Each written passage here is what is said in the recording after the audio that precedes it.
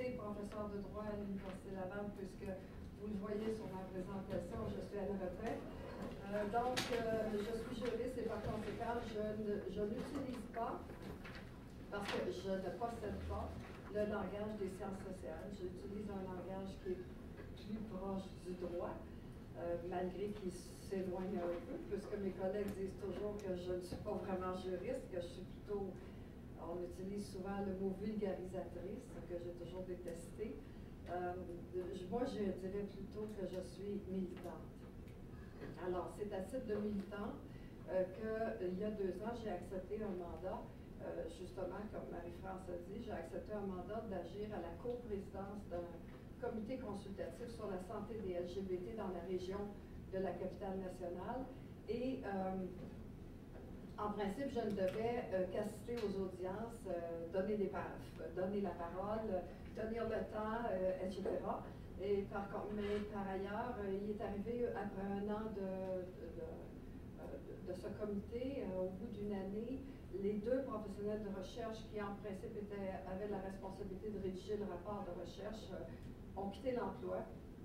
Et la seule mémoire qui restait, c'est moi, puisque l'autre coprésident est un directeur adjoint à l'agence et est extrêmement occupé.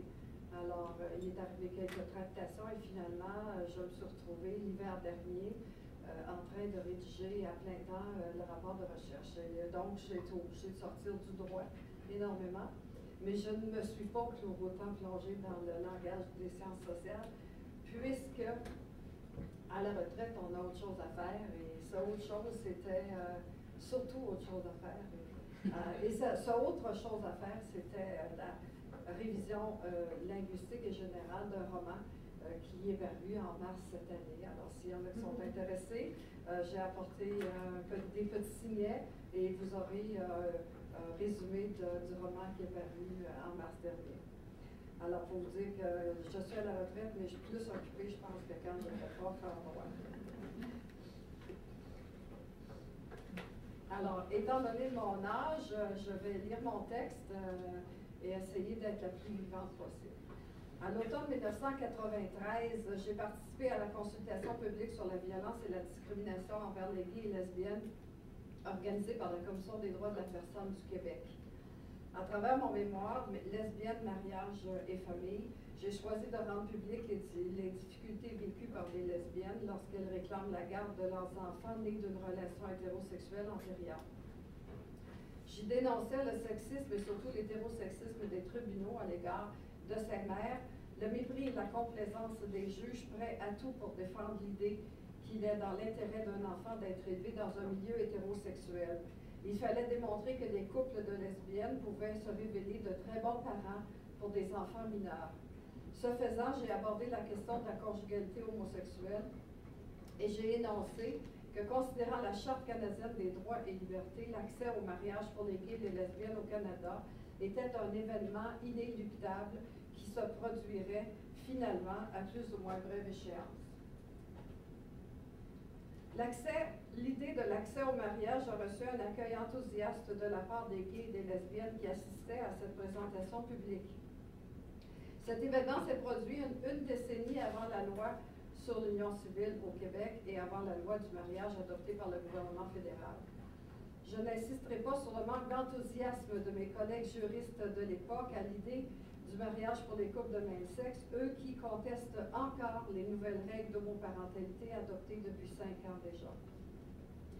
Depuis la présentation de mon mémoire, j'ai travaillé sans relâche sur la notion de discrimination à l'égard des lesbiennes et des gays en droit des personnes et de la famille, sur l'accès au mariage pour les couples de même sexe, puis tout naturellement sur l'homoparentalité, l'homoparenté, ainsi que sur les notions de pluriparentalité et de pluriparenté. Tout ce travail de recherche et de militance a été récompensé par l'atteinte du droit au mariage et de l'homoparentalité pour les couples de même sexe.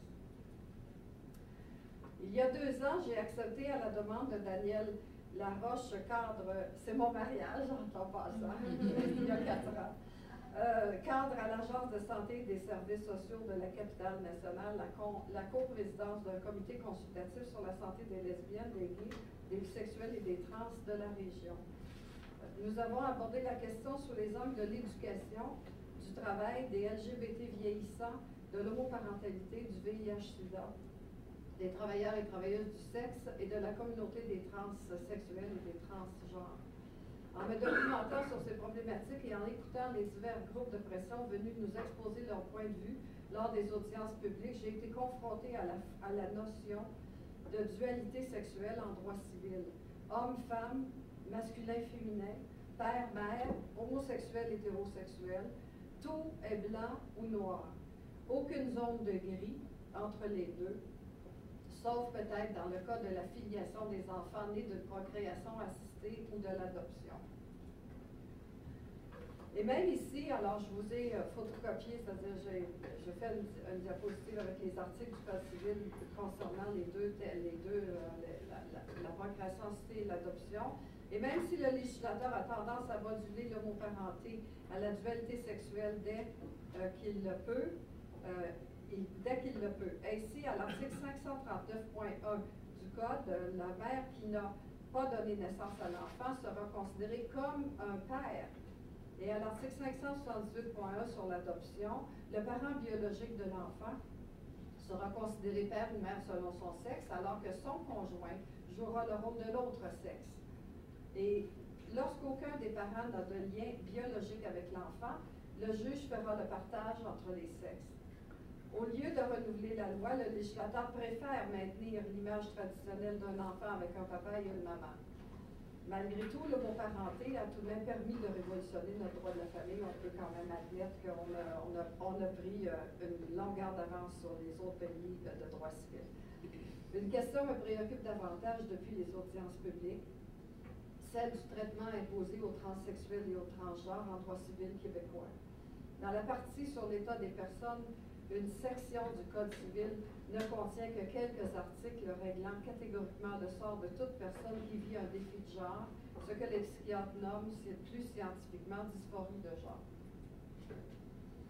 Pour obtenir un changement de la mention du sexe sur son acte de naissance, une personne citoyenne canadienne et domiciliée au Québec depuis au moins 1 an doit avoir subi avec succès des traitements médicaux et des interventions chirurgicales qui impliquent une modification structurelle de ses organes sexuels destinée à changer ses caractères sexuels apparents, le tout certifié par 2 médecins, dont l'un doit obligatoirement pratiquer au Québec.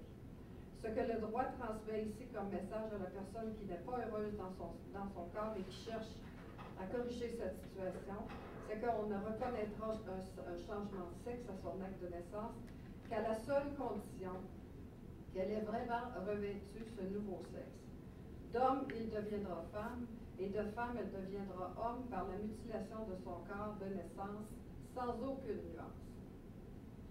Il faut dans un premier temps distinguer entre les notions d'orientation sexuelle et d'identité sexuelle. Je vous rappelle que mon rapport, la partie que je vous livre aujourd'hui, fait partie intégrante du rapport de recherche qui va être publié incessamment.